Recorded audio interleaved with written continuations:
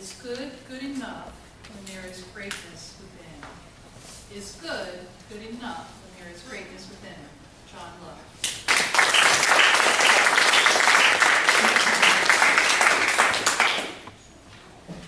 Madam Toastmaster, fellow Toastmasters, welcome guests.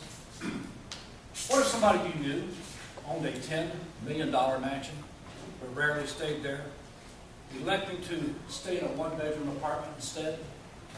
Wouldn't you find that at least a little bit strange?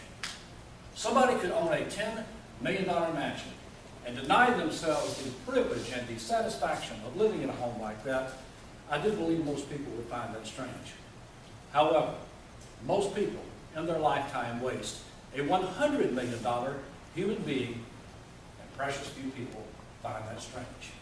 A $100 million human being. Am I suggesting or intimating that each of you is a $100 million person? Oh, absolutely. And if you think I'm being ridiculous, let's find out what you're worth. At least what you're worth where you sit tonight. What if someone rolled up to you in a wheelchair and offered you $5 million in exchange for those good legs of yours? Would you take that deal? I don't think so. That makes you worth $5 million. What if a blind man walked up to you and offered you $5 million in exchange for your good eyes? Would you take that deal? Nobody in their right mind would take that deal. Now you're worth $10 million.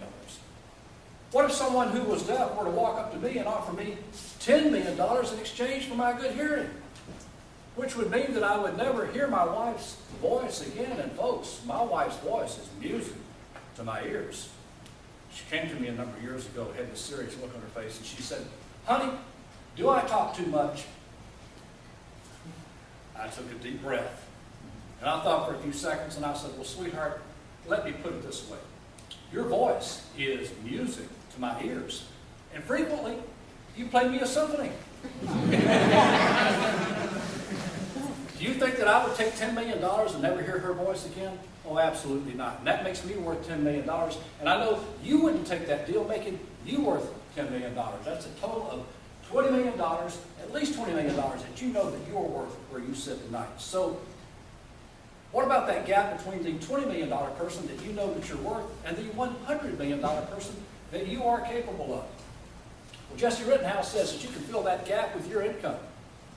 And old Jesse wouldn't lie about a thing like that. He said, "I bargained with life for a penny, and life would pay no more. However, I begged an evening when I counted my scanty store. For life is just an employer who will pay you what you ask, and what you set the wages, you must bear the task."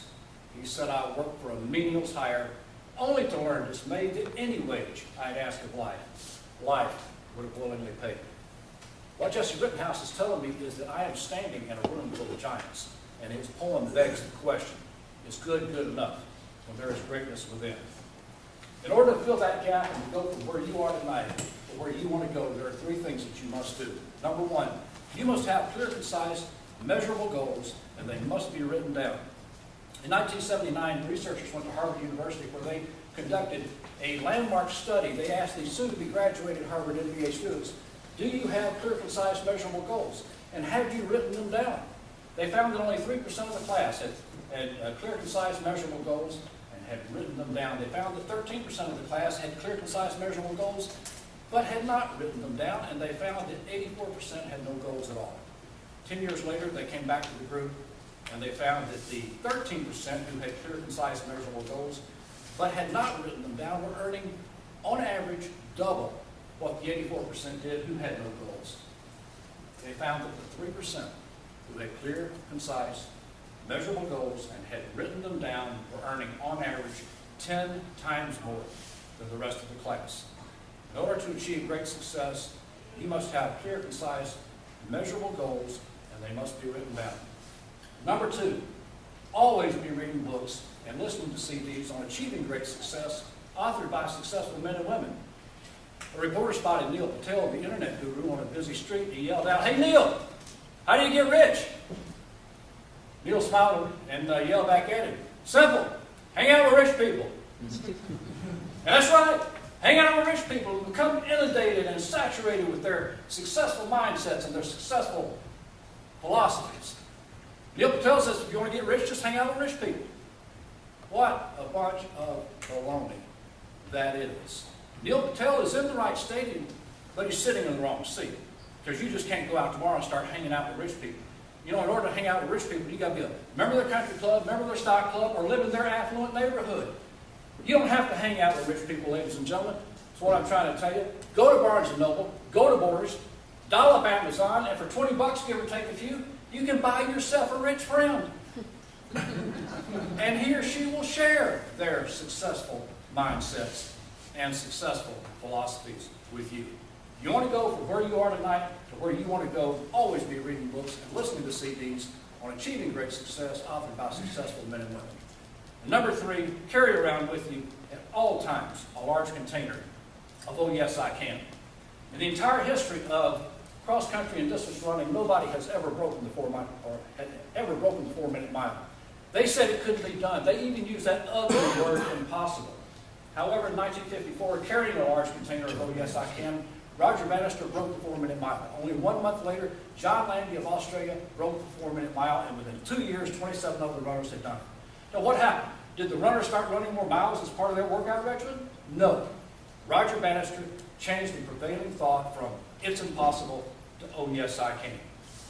Oh yes, I can. Oh yes, I can. Say it to yourself every day, over and over again. It works. It's effective. Besides, it feels good to say it.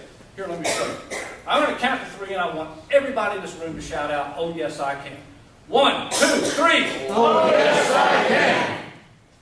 Doesn't that feel good? Doesn't that feel good? The fact of the matter is, ladies and gentlemen, oh yes, you can.